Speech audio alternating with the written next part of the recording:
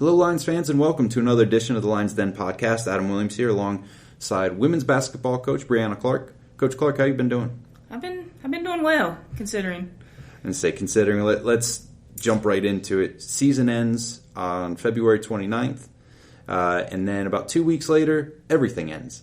So let's talk about kind of how lucky we were to finish that season, but then also kind of the aftermath. And when you had to tell your kids, hey, I'm probably not going to see you here until, well, to be determined. Yeah.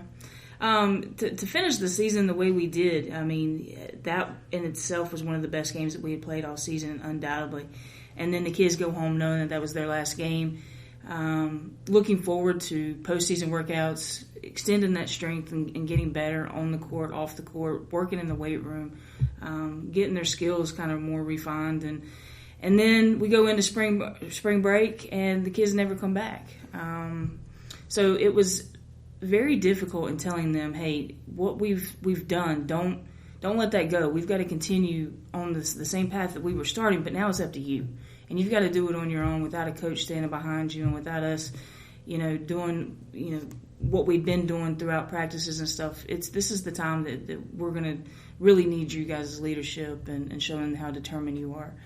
And continuing, and so we're not getting a step behind.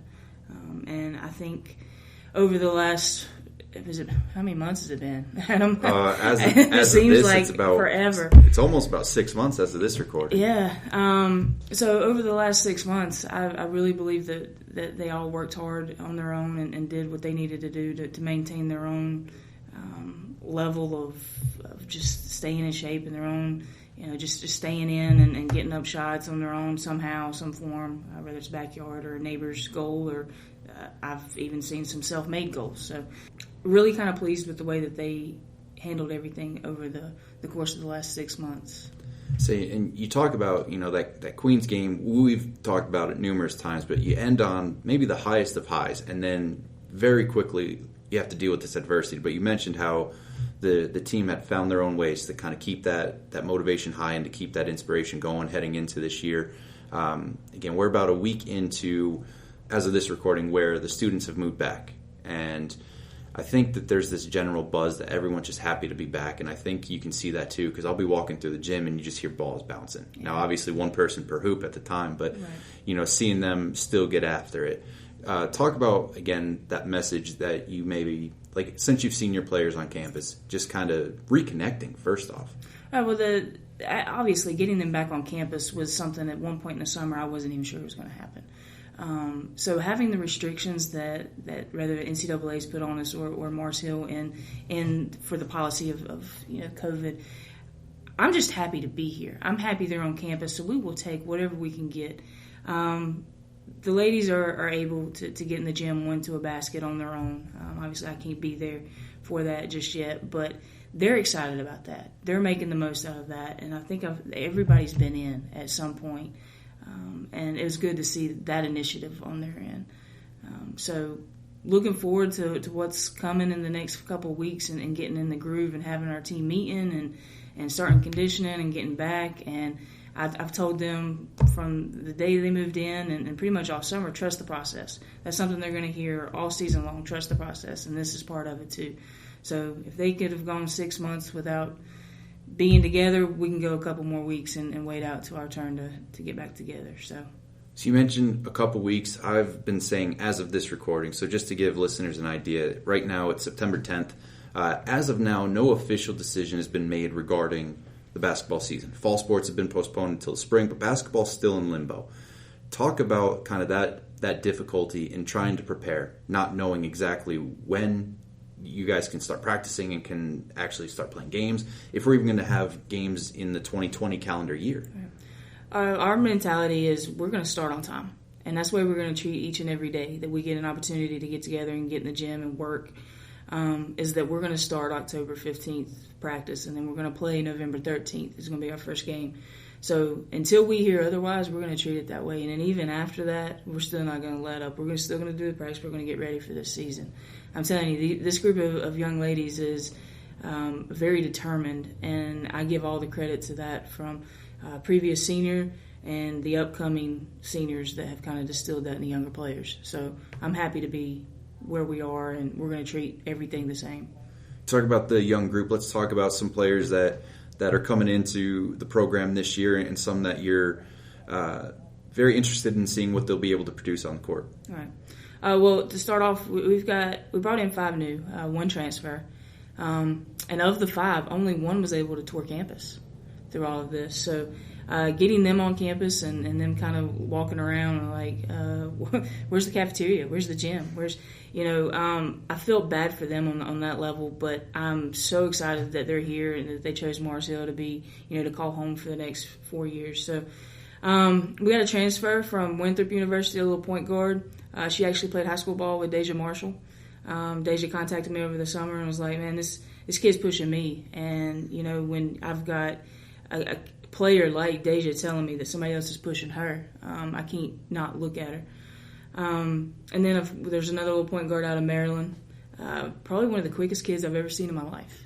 So we're looking, forward to that speed on the court, the defensive side.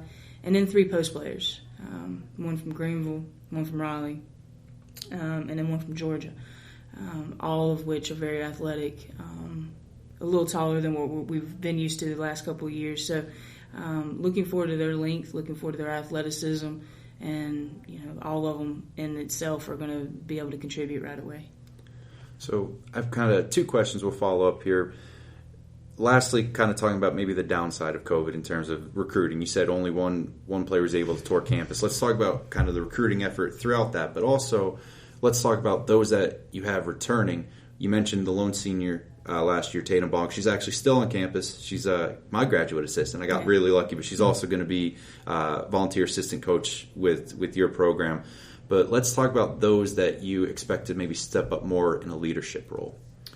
We've got 4 seniors in the classroom. Marissa Jones, Gabby Giannikos. I always say that wrong. Sorry, Gabby.